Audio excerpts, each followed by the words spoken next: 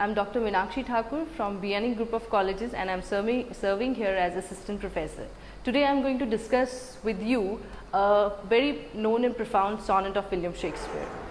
Today we are going to discuss the sonnet, which is also called as Sonnet 55, Not Marble Nor the Guided Monuments. Right? Before analyzing the sonnet as per the meanings, I would like you to introduce with certain technical structures of this sonnet. First of all, why it is called a sonnet? Because it is of 14 lines. So whenever we are going to study a sonnet, we have to mark the number of lines. First of all, a sonnet has 14 lines. The second feature is, in a sonnet there is a traditionally a kind of a pattern which Shakespeare follows, that they have a quatrain of 3 quatrains in a sonnet. So these are the 3 quatrain. Because they are comprising of 4 lines, that's why we call it as a quatrain, and the sonnet is ending with a couplet. So this is actually a couplet. So this sonnet has 3 quatrains and a couplet. Quatrain stands for 4 lines, that's why it's quatrain. Okay, now the third thing is that, talking about the rhyming scheme of the sonnet, as such, the first one is monuments.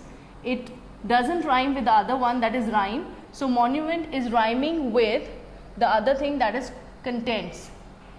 Monuments and contents. So this is having a same rhyming scheme. So we'll be putting a same symbol, that is AA. Rhyme is having rhythm with time. So this will be marked as BB. So for this first quatrain, we have a rhyming scheme of AB, AB. Similarly, for the second quatrain, the rhyming scheme will be turn, burn. So this is C, C. Then we have machinery and memory. So here it will be D, D. For the second quatrain, we have a rhyming scheme of CD, CD. The third quatrain is ending with room, doom. So this is again E, E. Enmity and posterity. So this will be F, F. So for the third quatrain, the rhyming scheme will be EF, EF.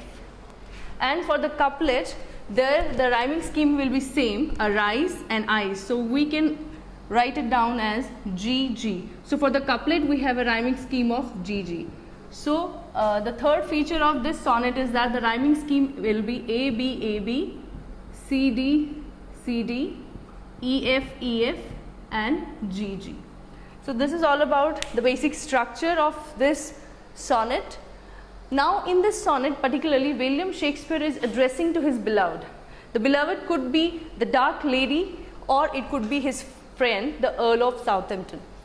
In the first line, not marble nor the guided monuments of princes shall outlive this powerful rhyme. When we go through these 2 lines or analyze it, we'll get to know, we'll understand that he is somehow putting a persuading remark for his beloved, and he's trying to tell him that neither the monuments which are made up of marble or which are made up of gilded. Gilded means something which is related to made up of gold or a very wealthy precious stone. So here this will be somehow of gold or of any wealthy or precious stone. So he's trying to say the princes or kings who have been in a tradition of getting their statues prepared with heavy marbles, expensive marbles or gilded precious stones, even these monuments, they are not going to stay forever. With the time, with the growing time, their monuments will be decayed. But you shall shine more bright in these contents. Now here he is trying to mention that besides the fact that the prince or the king, they have enough money and wealth to get their monuments prepared so that people can recall them later.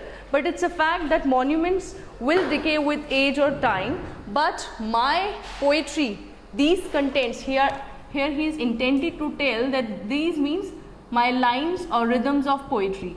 He is trying to say that my poetry, my lines, my rhythm is going to make you shine forever. That means you will be still alive even though if you are not alive.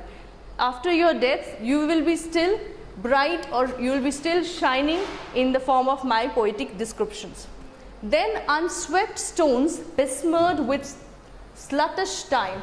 Now here what he is trying to say, these monuments, he is just referring them with unswept stones. Unswept means something which is pertaining to, which is not taken care of, right?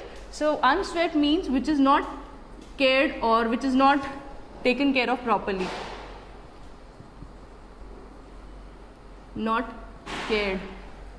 So then unswept stones. Stones are, again he is referring to these monuments, because once the monuments are formed, nobody takes care of them, and then because of that thing they decay, and there's no purpose of keeping monuments if they are not cared. So he is saying that unswept monuments or stones besmirred with sluttish time. Besmirred means tarnished. Tarnished, destructed or dismantled, whatever word we can use for it, it will be suitable, because once the monuments are not taken care of, they are going to demolish, they are going to tarnish. With sluttish time, here the poet has been a bit different in his approach. Sluttish time, why he has used word slut? Basically this sluttish word, it stands for prostitute. As such, a prostitute is never meant for any specific person, so is the time. It's not meant for a single person. It's going to change, it's going to never be with a single person. So he has stated here that with that ever changing time, these unswept, uncared stones, they are going to be tarnished. When wasteful war shall statues overturn. Now what he is trying to mention here, the wasteful war. Why war is called wasteful? Because war always comes with destruction, loss and bloodshed. Even though the person who is winning the war is somehow failing in his own self with guilt or with destruction. So war is always called as wasteful because it is a wastage of human resources and material resources. So the wasteful war shall statue overturns. Because of this wasteful war, the statues, the creativity which was created by humans, it is overturned, it is demolished, it is spoiled. For example, if in a country there are different forts and different places of historical importance, and suddenly there is a war broken in that specific place. So due to the war, there will be a loss of property of that creativity which have been made by different people before. The machineries, actually, the machinery who put their all effort to prepare that monument or that historical place is demolished because of the war. So he's stating that because of the wasteful war, the statues, or that means the creativity, is overturned or is ruined. And broils root out the work of machineries. Broil stand for fight or again war.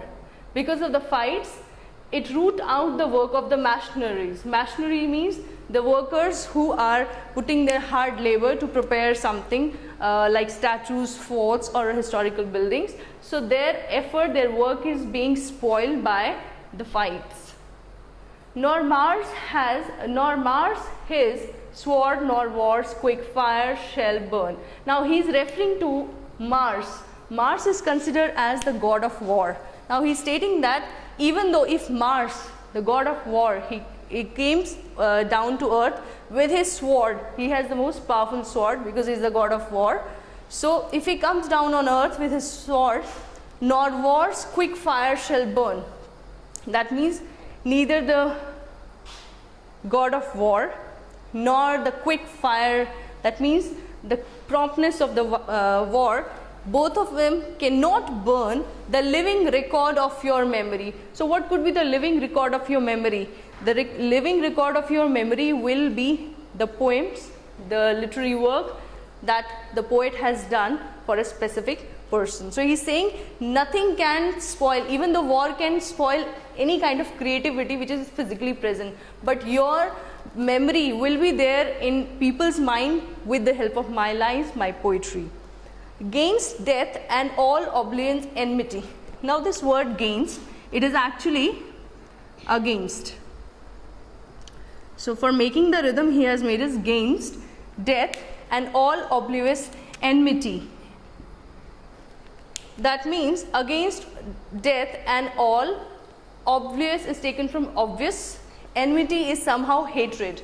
Besides the fact there is a lot of disturbance because of the death, there is lot of problem because of the obvious hatred, shall you pace forth, your praise shall still find room. It's a fact, although there is a criteria of death, although there is an obvious kind of a hatred when there is a war, but you will pace, that means your growth will proceed further, your praise shall still find room. That means even though if you are a subject of praise right now because of your beauty, because of your youth, but even though after a few years your youth is not there, your beauty is not there, but still there will be a room for your praise. Why? In the form of my poetry. If you get old, but still people will appreciate you for your beauty which you had when you were young, and they'll get to know about it with the help of my poetry, my lines. Even in the eyes of all, posterity. Now here posterity, it means the coming future generation, right? So no matter if you are getting praise from the present generation, the coming generation will also praise your beauty, they'll appreciate your effort, your beauty, your youth. Why? Because they'll be getting it informed with the help of my poetry, my lines. That wear this world out to the ending doom.